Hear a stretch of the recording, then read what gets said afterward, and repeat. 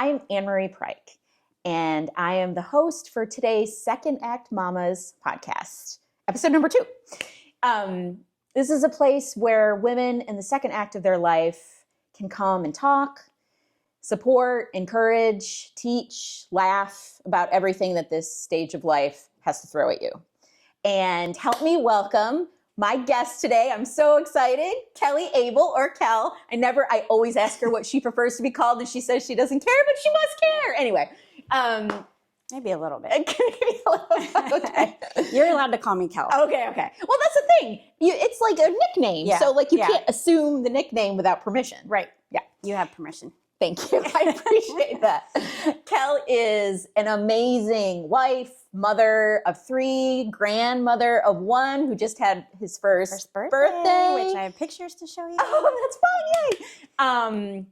Yay. Bible study teacher, incredible friend, just an amazing woman of faith, someone that I've really grown to love and appreciate and just kind of glean from her wisdom. She's had a really cool life. So anyway, so help me welcome you. Thank you so much for coming on. Yeah, I really appreciate it. Thanks for asking. Yeah. There really wasn't anyone I would rather have, especially about something like this. Yeah. Yeah. So before we get started, I think it'd be fun to do some rapid fire questions. Okay. I'm a processor, just so you know, so it might not be rapid answer. It doesn't have to be. It doesn't have to be. Okay. There's no rules, really. All right. Good. Okay. So the first one, when going on a date with your hubby, do you choose a romantic candlelight dinner or Netflix and pizza? Neither. Okay, so what's your answer? I mean, we probably go to dinner, but it's not romantic candlelight. Okay. It's just Dan and I are super casual, laid back people, and he's more spontaneous. Maybe if we planned it and put it on the docket, but so it would be dinner. Yeah, more than over Netflix probably. Okay. Yeah. The girl I had before, when I was writing this, I almost put Netflix and chill. But Yeah. but then I was like, I don't know if people are going to like that. No. Okay. That's very funny. When going on a trip, do you pack your whole closet or do you travel light? I have learned to travel light because I travel a lot. So much, yeah. So I have learned through the process. There are times, though, that I find myself not packing right at all, though. Yeah. I am a high maintenance packer, I've found. As much as I try not to be, I'm just... Yeah, you never know what mood you're going to be in. That's my problem. Right, I don't know what I'm going to feel like wearing. Yeah, and I don't know if that's worse now that we're older, because I feel like, I've learned that in my suitcase, there will be the items that I'll wear over and over again because that's what I'm most comfortable in. Sure. So that's when I overpack. I'll never touch the other things. Sure. But when I go into it, I'm always like, I don't know what mood I'm going to be like, if the weather. I'm going to feel that day. Yeah, exactly. And that has a lot to do with it. It has a ton to do with what you're comfortable in. 100%. Yeah. Okay, so what is one aspect of motherhood you find the most joy in? I would say I always, not that I was hurrying them along, but I always liked the next stage. Oh, that's fun.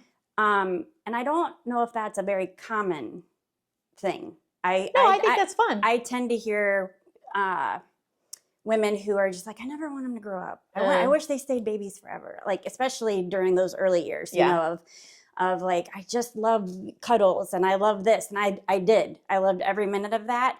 But I really was like, I can't wait to see what they do next. Yeah. I can't wait to sit across a table at lunch and have a conversation with them. I can't wait, and so, I don't think I was hurrying that. I will say the one time I wish maybe that it would slow down was when their independence started, which is natural, right? Yeah. So it's when they got their driver's license or whatever, and they're pulling away from the house. Bye. And then I'm just like, I don't know things, Yeah. That's maybe where I said I wish they'd slow down so they'd be around. But my kids are around, so I'm pretty blessed in that area. So yeah, you've definitely lucked out with that kind of stuff for sure. That's awesome. So what's one aspect of motherhood you find the most challenging? Motherhood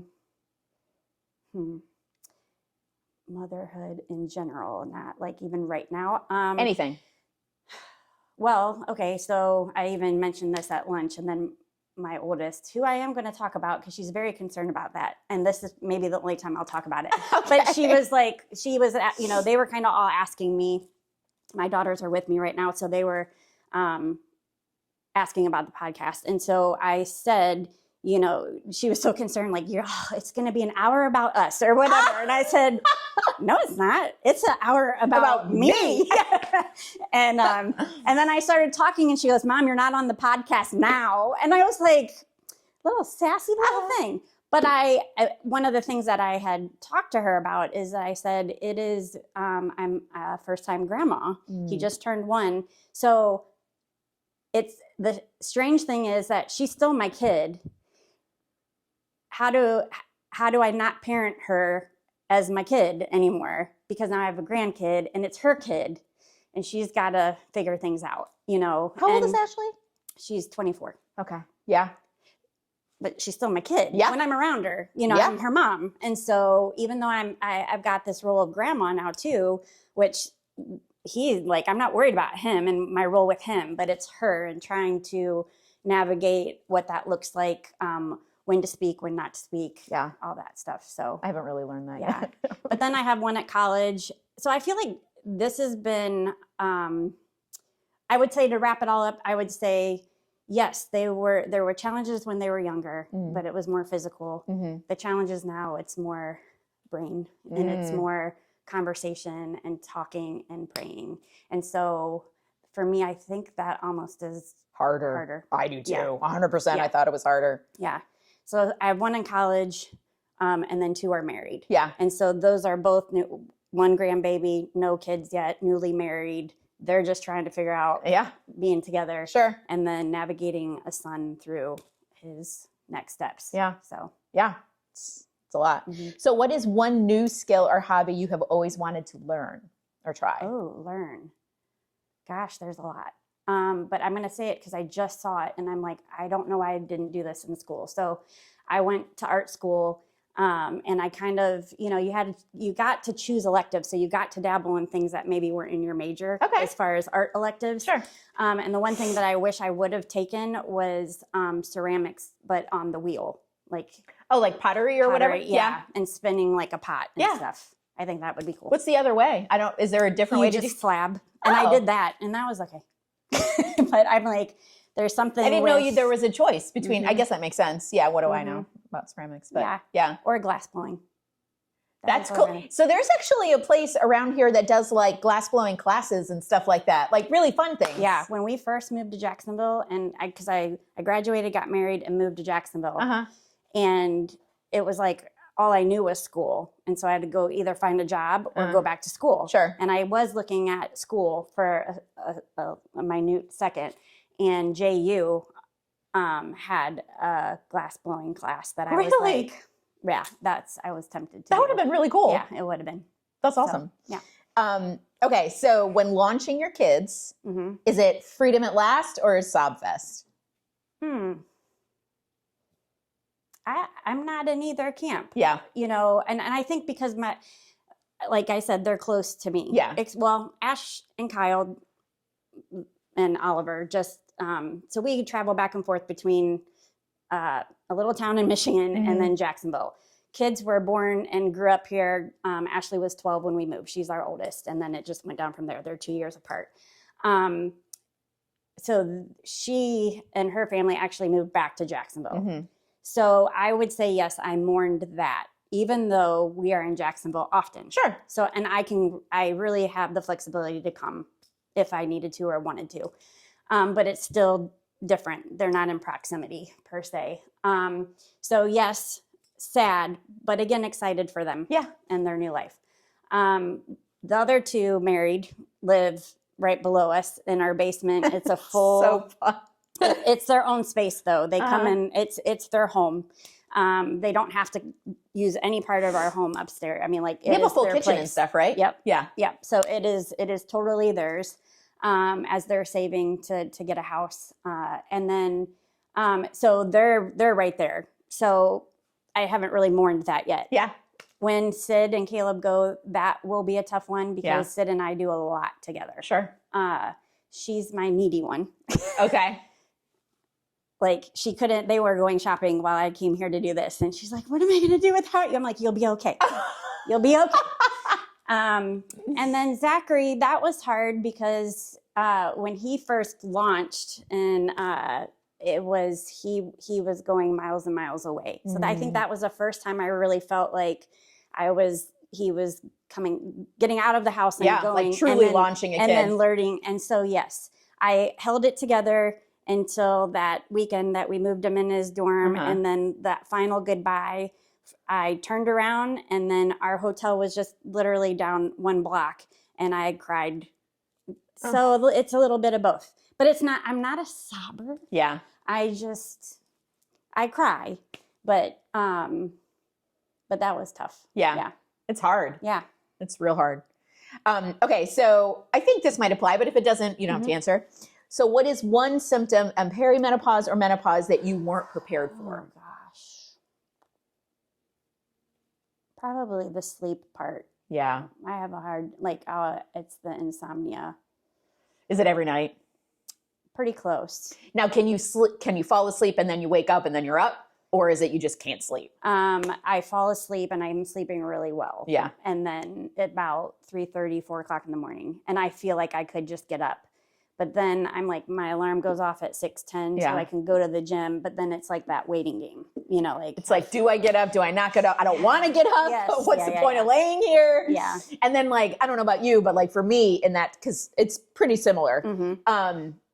My mind starts to race and then I can't shut it off. And then you're just there's no shutting it off. I don't feel like I'm resting during those last couple hours. Yep. Yeah. Okay, so we have talked quite a bit, probably within the last, year or two. I feel like it comes up a lot every time we meet. And I feel like we've talked about this before, that we live kind of parallel lives of similar things that are going on in our life and struggles, good things, all this kind of stuff. So we've chatted about the what's next, right? What is the next step in your life after raising kids? You've invested 18, 19, 20 years in doing this major thing, and you homeschooled. So it was even more invested. And even, I've had jobs and careers and stuff like that, but that was my primary occupation, right? Yes. So when they launch and they don't really need you anymore per se, in the physical, right? Yep. What do we do? Yeah. What do we do with the second half of our life? What do we want to do? Right. What does even sound interesting anymore? Because what it was interesting 20 years ago isn't interesting to me now. Right. Right. Yeah. Because you've grown and what do I want to do? What can we do? What am I able to do? That kind of stuff. Yes. So in that, I guess just talk a little bit about yourself and then maybe examples or whatever of how you struggled with the what next, how you've been processing that. Well, I would say that I'm still struggling in that process, and it hasn't technically been that long, right? So my youngest is about to be 21, so he has a couple years of college under his belt, and so he's been gone. So yes, I homeschooled. He was the only one that homeschooled from kindergarten all the way through. Oh, I didn't know that. Okay. 12th grade. So yes, that was many years. Yeah. That was my occupation during the day. And so when he went to school and now, the other two are in and out working, doing what they're doing, that was, peace and quiet in the home. And I never felt like, do I go back to work? Yeah. If anything, I would say now it's time for the things I've been wanting to do for for years that I've pushed aside. And I know we talked about this a little bit in kind of our pre-interview, and we called it dreams, pushing aside our dreams to fulfill what we're called to do with our family. Yeah. And I was called by God almost audibly to homeschool my kids because I said I would never do it. So that was already decided. Be careful for me. Yes. So be careful what you say out loud, because I said out loud, I never want to do overseas missions and I never want to live in Florida. Okay. My two, where I'm never going to homeschool and I'm never going to own a cat. And they both are. So be careful what you wish for. Yes. Don't say never. so all of that to say, like, you know, so I don't feel like that was, yes, it was a sacrifice to an extent, but as moms, we do that, right? We're just like, I can do that later. But I'll be honest, like there were times where I was just sad because I thought, okay, this is the time. And so art has always been something, painting, that I love to do. And I got to use that gifting to do some really cool things while my kids were growing up. So God fulfilled that for me. Lauren has a picture in her house from you, right? I look at that thing though, and I'm just like, oh man, I do it so different now, you know, like, but yes. Yeah. So, I mean, I was commissioned all throughout their growing up to do different projects. There was, especially when I lived in Jacksonville full time, I did a lot of children's rooms, you know, because that was very popular. Yeah. You know, you themed out a room and murals on the walls. And I love working large. And so that just was a very natural thing for me to do. And that wasn't always consistent. It always seemed to come in these weird, like 2 or 3 people wanted something at the same time. And I would do it. And it was income for the family. It was great. Yeah. But I think my heart's desire was, I can't wait till the time that I can just paint what I want to paint and do it for the Lord and do it for myself in a way. But I will say that there is something worshipful when I paint, and it's connecting me to Him more than anything. That's cool. It's a different way to be with Him, and to have intimacy with Him. And I don't make that a priority. And so I get excited when I'm like, yes, they're gone. I can build a studio. Like one of the rooms can become a studio. And and my husband is very supportive and all of that. But then it seemed like whenever we said, okay, I'm going to do this thing, like something in life would come up that to keep me, or I'm choosing it over that. I'm pushing it aside. Because I'm like, again, it can wait. Like that, it doesn't have to be now. But when we said dreams, I'm like, I was kind of thinking about that again. I'm like, is that really a dream, or is that just a really strong desire? And I do think there's a difference. Sure. That's interesting that you're delineating between the two. How would you define the difference between? I don't know. I feel like if it were truly a dream, and maybe, I don't know, this is off because I haven't got to think about it. But like a dream to me would be like, I'm going to go for it. I know some people wouldn't look at it like this. Dreams are just out there. And that's where they're supposed to be. But in our family, that's not a thing. You say that you have a dream, it's like, what can we do to get you there to do it? Where a desire might just be like, I would like to do this. And I know God puts desires on our heart and He meets us there. So that's why I think I'm okay with it's going to come. Does that make sense? Yeah. And maybe I'm trying to force it too much on the times, and it's not time yet. So did you, did any of your struggles, like in this process, was it surprising to you? Like, I wasn't expecting to. Yes. Yeah. Yeah. And so that's why I say I think I'm still. I wouldn't say I'm struggling, but there were times where I felt like I was in the desert, and God had to call me out to get my attention. To say, seek me and search for me, and I'm here. Because it was like, what am I supposed to do? I don't know what I'm supposed to do. And I'm good at procrastinating, making excuses. I mean, like that's part of my I'm good DNA. at filling my time too. Yeah, it's easy to do that, especially even though I have adult age children, I'm willing to do whatever for them. And so Phil and my husband, and I just fill up my time. And then it's like, oh, what did I do today? What did I do today? You know, I did a lot, but yeah, as far as like going after those things that maybe I desire to do, I can, and it might be fear-based, you know, for years. So I've taught Bible studies, and one of my pains is that when I hear women, especially who don't know how to get in God's word, who don't think they're capable of understanding God's word, who, make excuses they don't have enough time to get in God's word. And like, these are all things that just with some disciplines in place and being taught those things and given the tools to do it, it's it's there and it's ready for you. Yeah. And I had to go through that process to learn it. I didn't grow up in a Christian home. I wasn't encouraged to study the Bible. And so when I became a Christ follower, I always thought you just had to go to school to do it, or, and I tend to surround myself with really intelligent people and smart people who went to schools like that or went to seminary or whatever. And God is saying, no, you don't need that. Like, you have the Holy Spirit. The Holy Spirit can teach you. But there are some things that you can put into place to help you. So one of my desires, and it was one of those things that I don't feel like God dropped in my lap per se, but it was other people telling me after being a part of a study or with me, like, you should put this in a book. You should write this down. You should, share this with people. And I'm like, yeah. I'm not a writer, or whatever. And so I have it started. It's in the process, but I'm always listening and trying to figure things out, or I have my phone, I write it down, and I think that's what writers do. Like a sketch. I think every writer has a different process. Yeah, but I'm just saying, you hear it, oh, this would be good, even though I'm not physically working on it right now. So again, I feel like there's a time and a place for that. But I've gone back and forth saying, is that really my desire to do that? Or am I doing it because other people want me to do it? But then I'm like, does it matter? I don't know if it matters. And that was part of my struggle. Because I feel like just listening to you talk about it, you have a passion for it 100%. Yes. Right. Yeah. So yeah.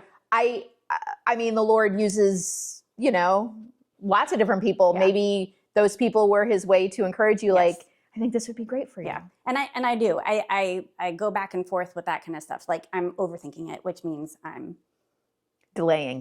Yeah. And procrastinating and coming up with excuses. Yeah. So I didn't realize that. That's cool. So do you have like a theme in your mind of what the book wants to be? Like, I mean, I have a cover for it. That's so cool. Yeah. Yeah. How far? So is it just like bullet point notes, or is it like? No, it's me wrapped up in teaching disciplines and the whys behind it. So, and I had shared, we were together this weekend, and I shared how I'm not afraid of the word discipline. Yeah. Because I think it's super important. Totally. As long as you're not doing it just to check it off the list, But I think that tools are given to us to use to help us practice those things so that it's in our life. You know what I mean? Yeah. So we were at a women's retreat this past weekend, and one thing that we're talking about discipline and stuff, but one thing that I thought was so interesting was she was almost saying like the discipline will lead to the want to, right? Yes. If you do the things, it'll lead to the desire. Like she gave like a small example of like teaching your kids please and thank you. Say please, say thank, please, like that kind of thing. But then when they're older and you hear them say, can I please have that? And you're like, oh. Yeah. So the discipline leads to the want action. to, right? Like, Sure. Yeah. And I agree with that. Like that was kind of nice to hear, because some people listen or hear the word discipline and they get nervous about it, or discipline, authority, all the things. It's a have to. Yeah. And that's not the heart behind it. So, and I think it's cool to hear you say, I didn't know this, and it sounds like a passion. And I think that's a huge encouragement to me, because I have not been teaching, and I have not been involved in anything that I get to I didn't realize the outlet is just as important as the preparation. I always thought that I liked the studying part and getting in the word and digging deeper, and I do. Like that's exciting to me. But I didn't realize how much the sharing and the guiding people through it meant to that satisfaction of that. It's the enriching. Yeah. And I think in a book, that was a different outlet to me, because I'm not speaking and I'm not standing in front of you. I'm not looking at you face to face, which I love that, So I'm like, how do I take this and put it into words? And so it's basically me and the things that I do. So just like some ideas of how to do certain disciplines, but it's not the only way to do it. But just to be an encouragement to women that you can do this. That's awesome. Yeah. I think that's great. So the first part of it is the disciplines. And then the second part of the book, and this is where I think I've kind of stopped, because don't know how Are you it's going stuck? to be. Yeah, a little bit about the actual process, even though I know the process backwards and forward and how I personally go about it. But that part is, I think, going to be a little bit more challenging to write. So, but a lot of people have said, just write like you teach. So maybe that's what I do. I mean, so I've self-published through Amazon before a cookbook, which is totally different than what you are planning on doing. But know that just get the content down and then there are editors that will do it. Yes. And I've been told that too. Right. Yeah. Like, I mean, it's the hard part is the content. The hard part is just doing the work and putting it in. And then you can self-publish or you can get it, but there's editors out there that will do probably the part that you're not looking forward to the most. Right. They'll do it for you. Yeah. Or they'll work with you. Yes. Right. And explain it for sure. They don't know your heart. They don't know your mind. Right. But they know how to edit. Exactly. Just with my voice. That's cool. I did not know that. I love that this came out in the what next part. Like, see, now that's holding me accountable because I forgot that I'm being recorded. So now a whole bunch of people might know about it. But yeah, that I think it was more of not a private thing, and I wasn't keeping it private. But you know, when you let it out, then you're probably going to ask me about it the next time. So which is a good thing, and it's a much needed thing. And I do think that there is some fear in there. I know I've been having to battle the lies of like, why do we need another Bible study book? Because there's way more qualified people to do it, you know? I mean, you can say that about anything. Why do we need another cookbook? Why do we need another podcast? Why do we need it? Yeah. Like, it's something that if you truly feel, which I can, just from observing you, I really do feel that the Lord has placed this on your heart because you have a heart for women.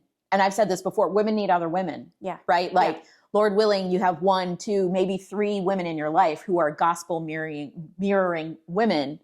That's what we need, right? Yeah. So like, it's not about like who needs to hear another one, right? Yes, like, right. It's about being obedient. It is. If you truly feel like this is something it's about being obedient. Yeah. And you're in the what next, right? You're in the second act. You have.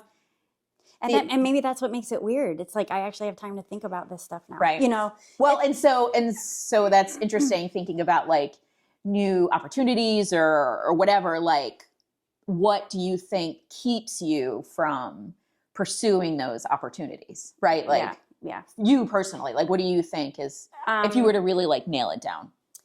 I would say the lifestyle that I'm leading right now. Okay. So it's me trying to find my rhythm in that. And I'm a very rhythm-based person.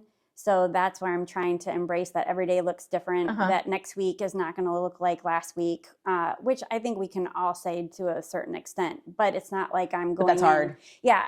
We travel back and forth between Michigan, North Carolina, and Florida a ton. And it's not always like we don't always have the next trip on the docket. Or on the calendar. And my husband is very spontaneous where, and he's like, I'm needed here. So I need to go pretty soon. Yeah. And because my kids aren't home, where before it was like, I didn't always get to travel with them because we had life, you know? And so, you know, waking up in a hotel room is sometimes hard to get my thinking cap on to go sit and write. But then I'm like, who wouldn't want to have a hotel room to themselves? You know, like, so it's that battle of just like, get over it, Kel. You know, like, I don't know what that push is going to have to be to get me to do it. And I think maybe it needs to be a deadline, you know, or something like that, like where I need something tangible and a goal to attain to get there, which makes sense in my personality. So, same thing with painting. I think it's because I know I could do that anywhere, but it's not easy to do that everywhere. And maybe it's the creativity side too, being inspired. Like my husband and we talk about this all the time because he'll be just like, why don't you just go paint? I'm like, it doesn't work that way. It doesn't work. And we have so many conversations about that. I'm like, I can't just be inspired. He goes, well, sure you can. I'm like, no, I can't. You know, so just will it to be so. But there are things I could be doing. Sure. It kind of works the same way. There are some disciplines. There are some things that once I start, I'll get inspired. Do you carry a sketchbook with you? I don't. Yeah. So my daughter is an artist through and through. Mhm. She doesn't go anywhere without a sketchbook, See, right? I just was never that Have you person. so you were never that person? We were required of it, and maybe that's why. Oh. When I was in school, like a couple of my life drawing classes and stuff, they were just like where we had to turn it in. Yeah. But I was that person that like did like 12 sketches like okay. all at one time instead of like taking it with me and sitting outside and drawing the tree. But that might be something like one tangible step that you can take to carry a sketchbook with you. Yeah, for sure. Because you could do that on the airplane. You can do that in a car. You can do that in a hotel room. Like, just sketch it. And then you're like, oh, wow. And then when you're home, it could manifest into something different. Absolutely. And the same with your book. Like, yeah. And that one's a little easier because it's right on my computer. And my computer goes everywhere with me. Yeah. So, yeah. I mean, for me, if I'm being honest, if someone were to ask me that same question of why don't you pursue things, insecurity, 100%. Yeah. Insecurity, imposter syndrome, whatever you want to call it. Yeah. What do I have to offer that's different? It's kind of similar to what you were saying. Yeah. What do I have to offer that's different, better, whatever? Then that's already out there. Yeah. Right. So for me, it would be 100%. Yeah. And especially like both of those two things, and kind of me too, there's a creative element to it. Sure. Mm-hmm. So, and I up until this church, I always sang in church. Like I've sung my whole life. So there's always been an element in my life of creativity. Mm-hmm. You put yourself out there, man. And like, it's tough. Yeah. Art, music, it's a personal writing. Thing. It's a personal thing. Yes. It's part of your identity. Yeah. The creativity of it. It's hard to separate it. It's hard to separate identity with your creativity because it's part of who you are. Yes. So, and it's always critiqued. Always. And so like it's having to have a thicker skin and take it as like constructive criticism to make you better, not a personal like attack or whatever it is. Yes. However you like the defensiveness of you're critiquing me. Exactly. Like I'm attached to it. So, yeah. So I totally get it. When there's creativity involved, it's when you put it out there, it's out there. It's out there. Right? Yes. For everyone to see and comment on. So it's for sure. Yeah. So you talked about a calling that the Lord placed on your life for homeschooling, for I'm assuming for motherhood. Like I felt the same way. I totally felt called to motherhood. I totally felt called to staying home with my kids. I have an incredible husband, which you do too, that afforded me the luxury. Support, right? Not all of us are able to do that. No. So I definitely appreciate the fact that I do. I have a husband that has allowed me to do that because he thought it was important, but also, like it was just something that we wanted to do in the fabric of our home, right? And he's continuing to let me do it in the what next of like, I could get a job, right? To monetize what I bring to the home or whatever. But he's allowing me to pursue what I feel like is really something that the Lord has placed on my heart with this. So, which is awesome. Yeah. So in that, like, how do you, have you had to like rethink your identity, your calling, like your purpose? Like, have you questioned like, what is my purpose now? Yeah. Yes and no. I know that I've walked alongside some women who have really questioned their purpose when they walk into this part of life and the transition of, or when there's been even just a major shift in their home where maybe they are having to go back to work or something and they're just like, I don't know what I'm supposed to be doing. I don't think I've been like that because I have a husband and a support that's saying, let's dream, let's figure this out. But have I questioned, like, it's been more of like, Lord, what am I supposed to be doing? Right. Because I don't ever want to ignore that side of it. There's many things I can do. Right. But I want to make sure that I'm doing the thing that he wants me to do. And so that's maybe where I've been more stuck. And so when you said, has there been a surprise about this, what this looks like, the what next? I would say yes. Like what I'm doing right now, I really didn't think I'd be as involved in our family company as that I am currently am. And that's been a very new change. I've done some things in the past 5 years, probably 5 years ago is when I kind of just would fill in a spot at our company and talk about like, you kind of box yourself into like what your strengths are and what you've done before and what you can do. But I mean, I was pushed a little bit in some of the things that I stepped into that I had no idea that I would even enjoy or be able to pull off. And I'm like, okay, like accounting. So we have a mutual friend that loves the spreadsheets. Yeah, I don't understand it. And I don't understand it. I don't understand. Lauren, I don't understand you. So, and I giggle every time she gets all like, she gets giddy. Yes. I don't. Yes. It's like nails on a chalkboard. Who do I call when I need QuickBooks help, or who do I call? It's hard. So, and it's not that maybe I don't have the capacity for it. It's just I don't want to. Like, it is not fun for me. There's not a cell in my body. No. So, I mean, but I've helped out in the accounting area of our company, and I thought, okay, but there were methods and processes, and that's what I was like, I can do that, you know. But all of that to say, like, I really thought, like, okay, you know, I'm excited to do that next thing. Like, maybe that was more about into my loves and in my wheelhouse. But here I am, which I'm really enjoying. You are. So my question was going to be, did you do that because you felt like you had to? And not, I'm saying like you pushed, but you know, like in your mind, like I kind of need to do something. Like, did you feel like, okay, maybe this is time where I need to do that? Or did you feel like, what propelled you into doing that? The jobs that I've had before were always presented me as temporary. So that was good for me. Yeah. And then it was a way to support my husband and what he does. And so I'm like, I can do that for a little bit, you know? And so maybe that's where I pushed that aside so I could just step in for a little bit because it'll still be waiting for me when I get back.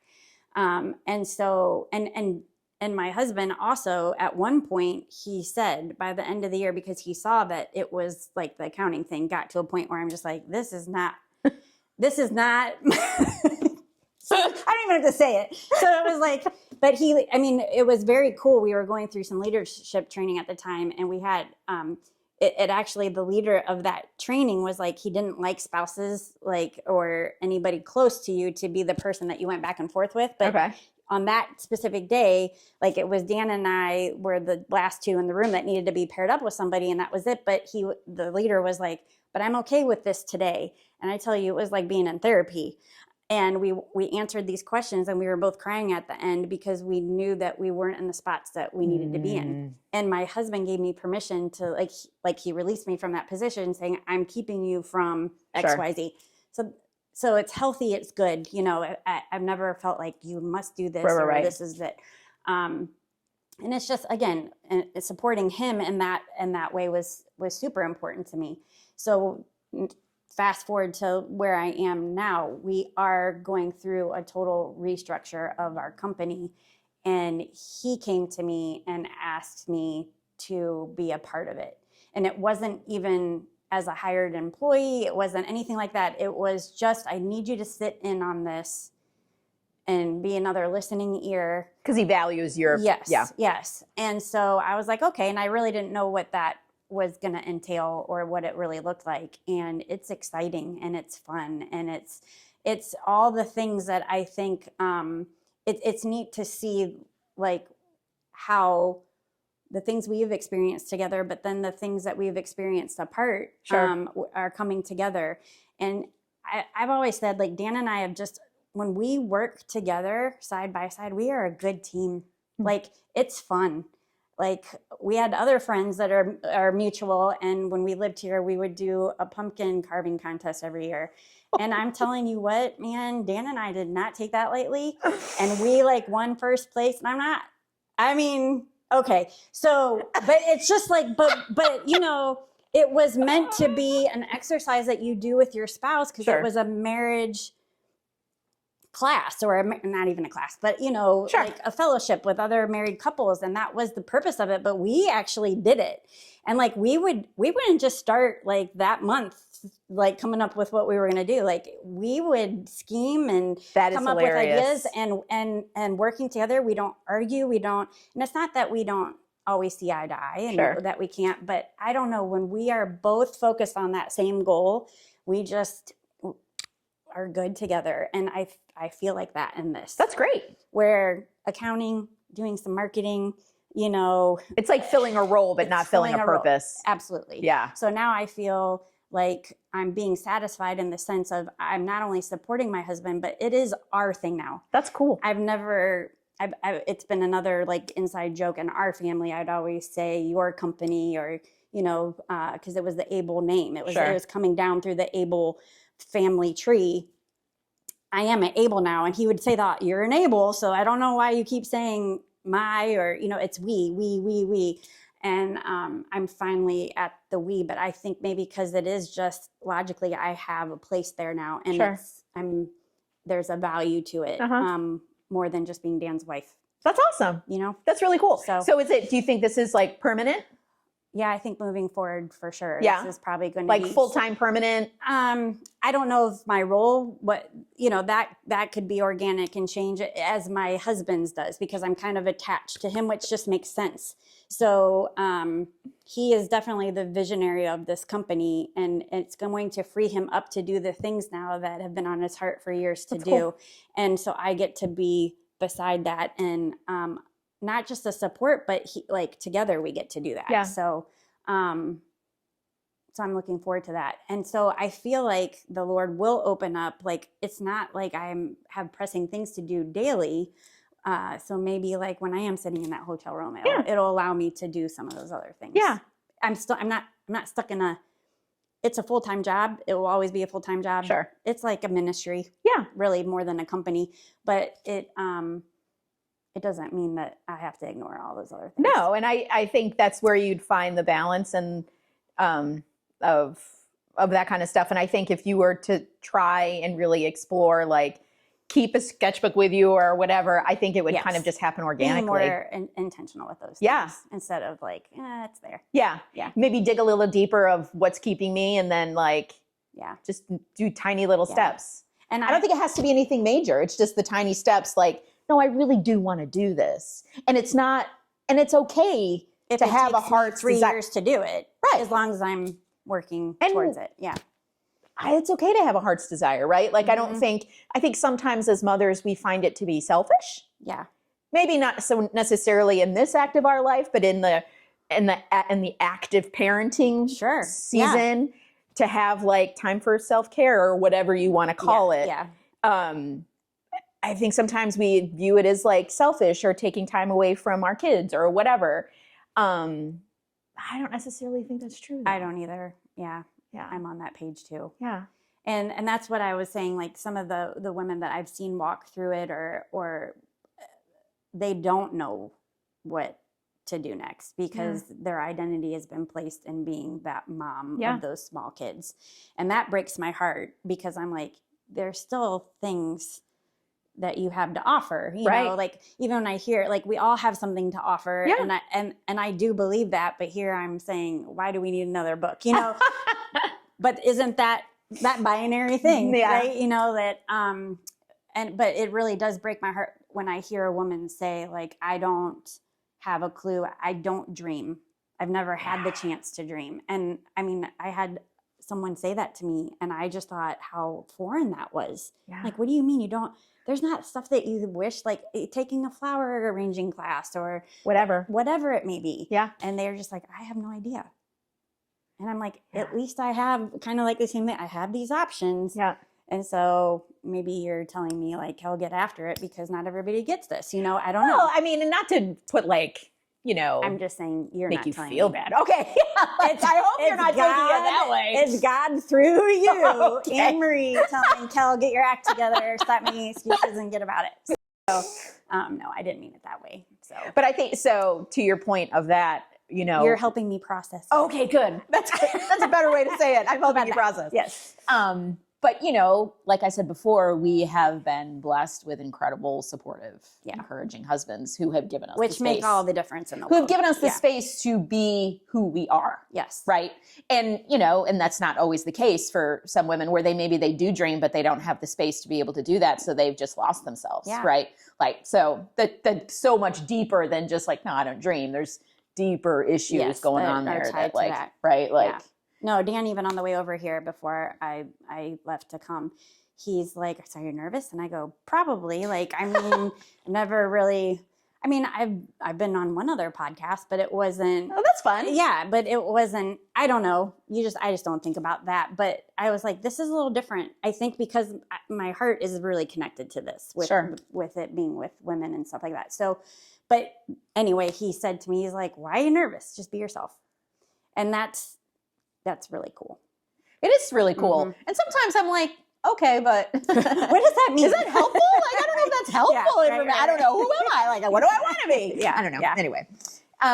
Okay. So what do you think, if you have any like tips for women in the what next, right? Like their kids are launching, like I have a 20-year-old who launched and then has boomeranged a little bit. So, but that's another story. But I have another one who's launching this year. And, you know, like in the thick of it. So like, what would you say to women who are struggling with like, I don't know what I want to do with the rest of my life? Do you have like any kind of tips or direction or specific prayers or anything that you can think of that would be helpful?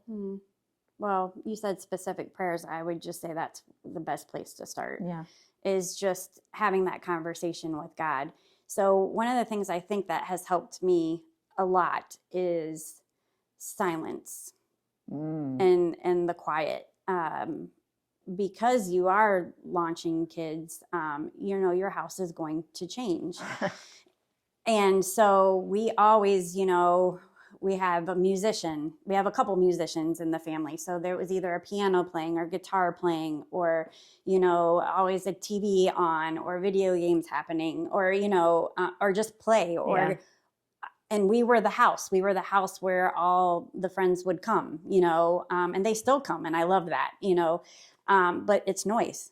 There's noise all the time, or I want to be around it because it's fun to be around it. And so, as you launch them, I would say, so that it's kind of like that has to happen first because then you have quiet, but embracing the quiet because I find myself talking to the Lord all the time. Out loud? Sometimes out loud. Yeah. Sometimes just not out loud. You know, just like, and it's not even a continual conversation. It could be like, okay, I'll go over and do the dishes. And then it's like, okay. And then I start talking to him again. I don't know. It's not me talking to him though. It's a way for me to hear him in that too. And my husband has come home before and said, why aren't you listening to music? You know? And he doesn't get it. And I'm like, nope, I just have liked the quiet. And so, embrace that.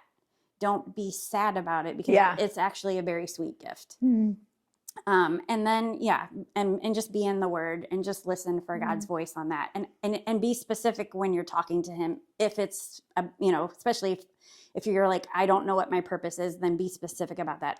I don't know what I'm supposed to be doing. Yeah. And again, I've had to learn too, that it's not always going to be these big whopping things. Yeah. It's just, it is going to be, just take the next step, just do the right thing. Just, you know, I tend to focus more when I do write, which is funny because I said I wasn't a writer, but I am a journaler. And I feel like I do use my words better to him when I'm writing rather than verbally processing. Yeah. That's just the process. You process easier while you write it down. Yes, yeah. Because it flows a little bit. Okay. Like sometimes I'll go there and I'll be like, I don't know what this is going to be about. But then after I write it, I'm like, who wrote that? I didn't write that. You know, like if I read back on journal entries, but it's find that process. How do you process and dive into it because now you can. Right. You know, you have the space to. You have the space to. Yeah. Yeah. I remember talking to Austin and the Lord specifically. One thing I said so many times is I don't want to be busy. I want to be purposeful. Yeah. Right? Yeah. I don't want to fill my day. I want to do something that I'm called to do. Yeah. And, you know, like, and maybe that sounds, maybe to some people that sounds like lofty or idealistic. I don't know. But yeah, I don't want to be busy. I want to have purpose. Yeah. I want to do something that I feel that I'm called to do. Yeah. Right. You know, and when our kids were little, I remember, you know, other moms saying like, there is there is a calling into doing the laundry, like doing a mundane task that is still purposeful and it is still needed, and you are doing your family. You're serving. In a huge way. For sure. And that's where I do revisit that a lot because I'm like, I just, I can fold laundry. I hate putting away laundry, but I can fold it, but it's like, at the time I was like, I never once thought about that as I was doing laundry. Yeah. I didn't really begrudge it, but it was I never saw how that was being no, it was a task that needed to be done. Right. And so I think there's always something like that in our lives, that even that mundane or something that you don't think is part of your purpose really is your purpose. Now I would say, though, if you are looking for that thing, our pastor in Michigan does a great thing, and it kind of hits on like why I think that writing the Bible study book for me is important, is because it is a passion. I'm proficient in it. And because he kind of is like, what thrills you, what kills you, and finding that sweet spot is a good way to get headed towards that purpose. So maybe asking those questions in your prayer is that what really satisfies me? Yeah. And I think that's where the book was kind of like, I don't get to share it in the same way. That was very satisfying to me.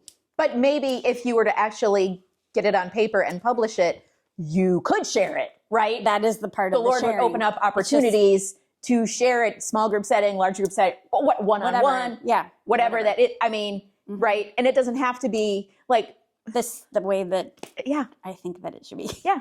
Or that I'm used to doing. Yeah. So, but finding that thing that satisfies you, that thing that pains you. So like for this book, let's say, I'm just using it as an example because now I'm going to have to go home and write, is that it kills me that women don't think that they're capable. Yeah. So why, and then how can I be the solution to that? And then the proficiency is like, what are my strengths and what is that? Like, so I homeschooled my kids, but if you would have asked me a year before that, if I was a teacher, I would have said no. Yeah. And my mom was an educator, my whole upbringing for over 30 years, actually. And Dan, one of Dan's things was like, okay, if we're going to do this, you need to talk to your mom. And he made me call my mom, and my mom was so excited, but he thought for sure she was going to say, nope, they need to be in school, and she told me, she said, I always knew you were a teacher. And I'm like, what? That just shocked me. And she's like, no, you have that in you. And it was like, actually, I think homeschooling prepared me to be able to lead women through small groups, for sure, then through Bible study and all of that. And then here I am. I would say that's one of the things I'm proficient in. Yeah. So, and mentoring, that's a big part of my, my passion. So just ask those specific questions. That's good. That's really good. Okay. And evaluate. Yeah, sure. Yeah. Allow space to evaluate, right? Yeah. And then allow space to maybe try something and be like, Right. And have that be okay. Yeah. And it's okay. Right. Yeah. Right. And like you said, we think we knew what we wanted to do 20 years ago, but we've grown, we've changed, we've moved. I am a totally different person. Yeah. So those things that you might have been proficient even in just 3 years ago may not still be there. So that's why it is good to kind of revisit too. But this is the time to do it when you're transitioning, because you can. You can. Yeah. You have the space and the time. Yeah, for sure. Well, thank you so much. I really appreciate you saying yes to this, to being willing to talk about hard things, vulnerable things. I think you're awesome. I think you're awesome. Let's be awesome together.